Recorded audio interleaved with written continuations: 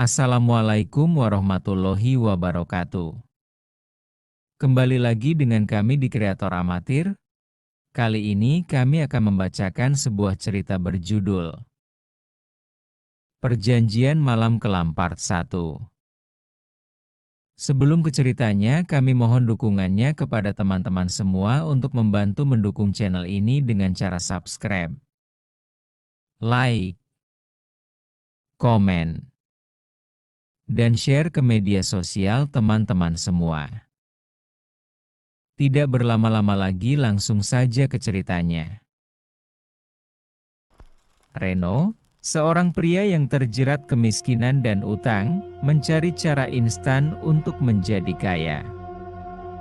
Dalam keputusasaan, ia mendatangi dukun sakti bernama Mbah Surya.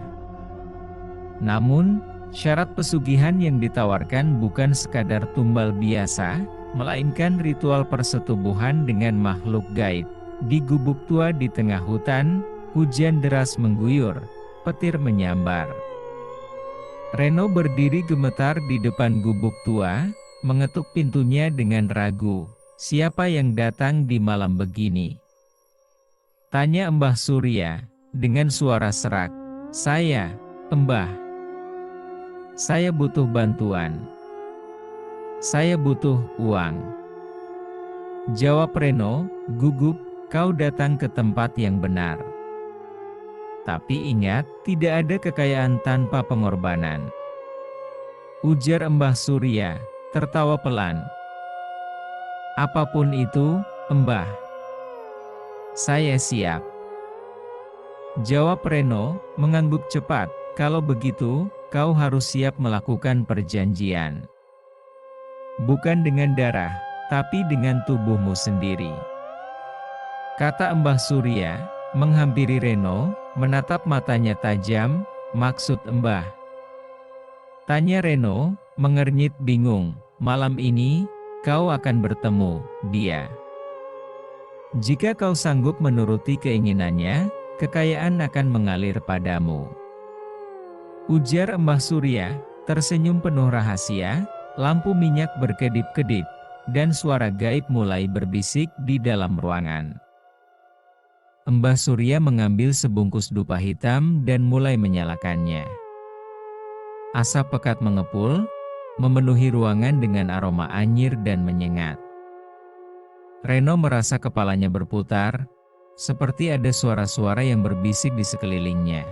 Apa ini, Mbah? Saya merasa aneh. Tanya Reno, memegangi kepalanya. Jangan melawan. Biarkan dirimu terbuka. Dia sudah datang. Ujar Mbah Surya, tersenyum samar. Tiba-tiba, angin kencang bertiup dari dalam ruangan. Reno melihat sosok samar seorang wanita berambut panjang muncul dari bayangan. Matanya merah membara, tubuhnya ramping dengan kulit pucat kebiruan. Wajahnya begitu cantik, tetapi ada sesuatu yang membuat bulu kuduk meremang. Kau yang kupilih. Ujar sosok wanita. Suara berbisik menggoda. Reno ingin mundur, tetapi tubuhnya terasa kaku.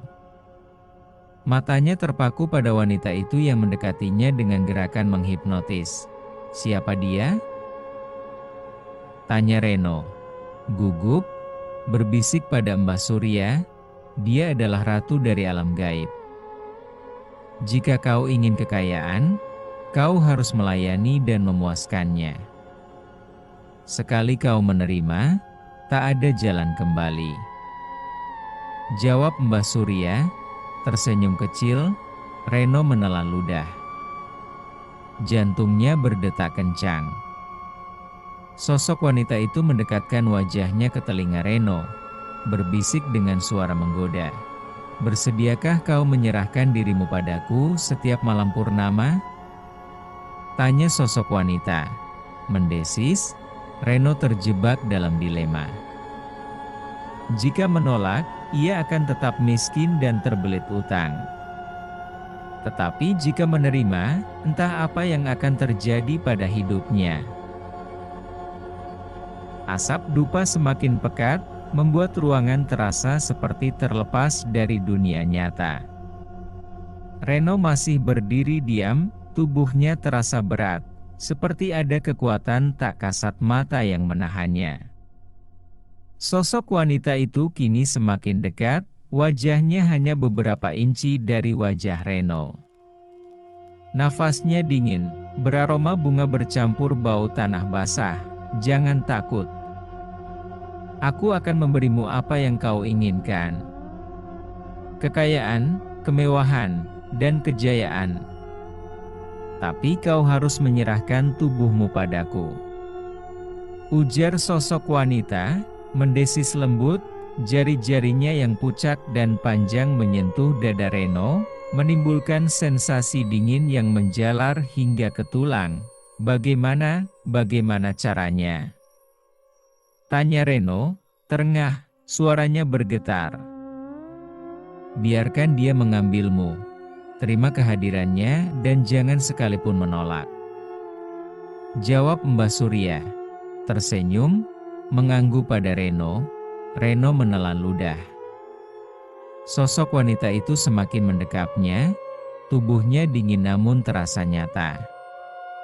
Tiba-tiba, kain putih tipis yang menutupi tubuh wanita itu melayang tertiup angin, memperlihatkan keindahan yang tidak bisa dijelaskan dengan kata-kata.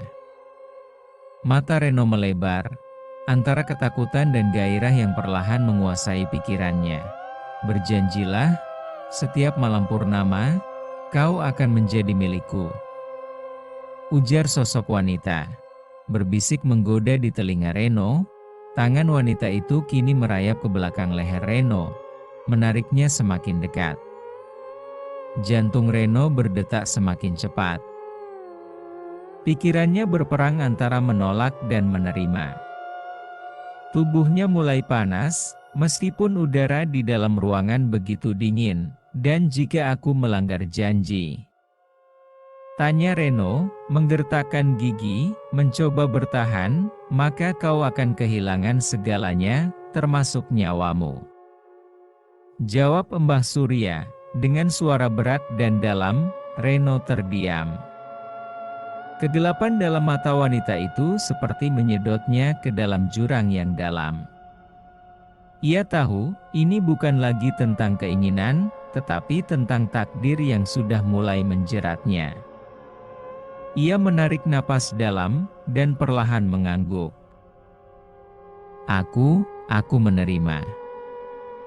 Jawab Reno. Dengan suara lirih, wanita itu tersenyum puas, lalu mencium bibir Reno. Seketika, tubuh Reno merasakan sensasi yang tidak pernah ia alami sebelumnya.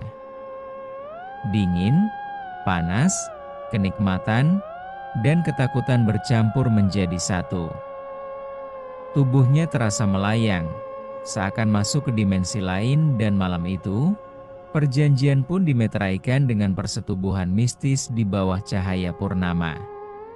Di lain waktu di kamar Reno, pagi hari, Reno terbangun dengan napas memburu.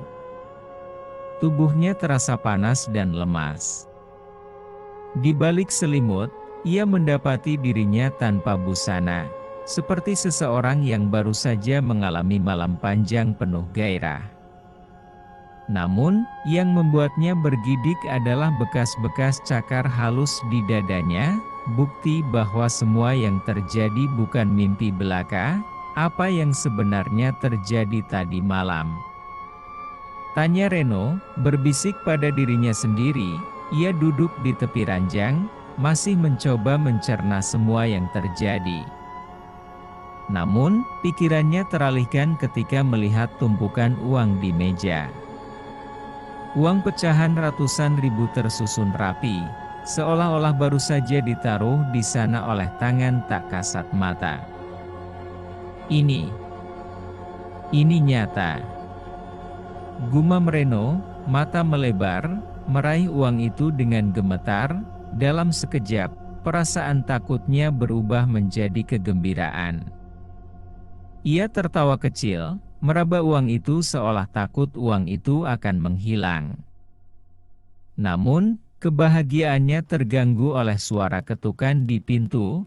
Reno membuka pintu, dan di sana berdiri sahabatnya, Dani, dengan wajah cemas. Dani adalah satu-satunya orang yang tahu kondisi Reno sebelum ini, terbelit utang dan putus asa. "Ren, lo baik-baik aja?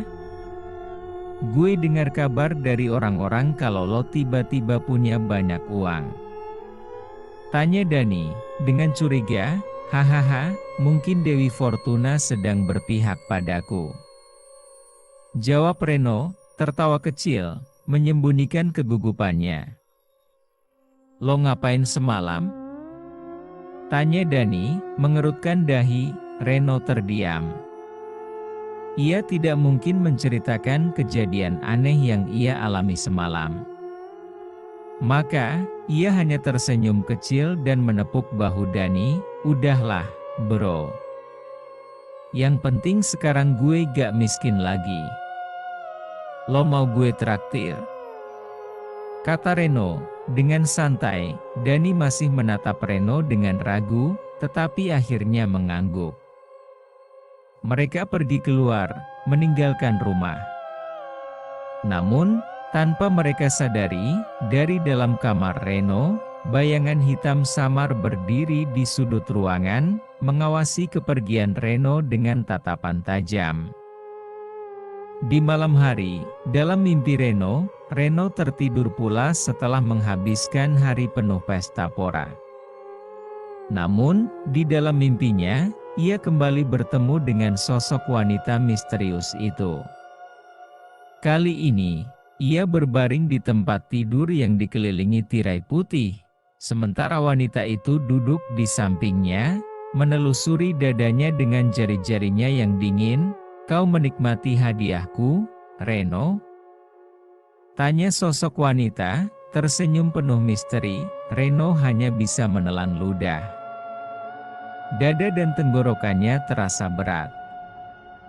Ia mencoba berbicara, tetapi suaranya tertahan. "Ingat janjimu. Purnama berikutnya, kau harus kembali kepadaku. Jangan pernah melawan," ujar sosok wanita, berbisik mesra namun mengancam. Mata wanita itu bersinar merah darah.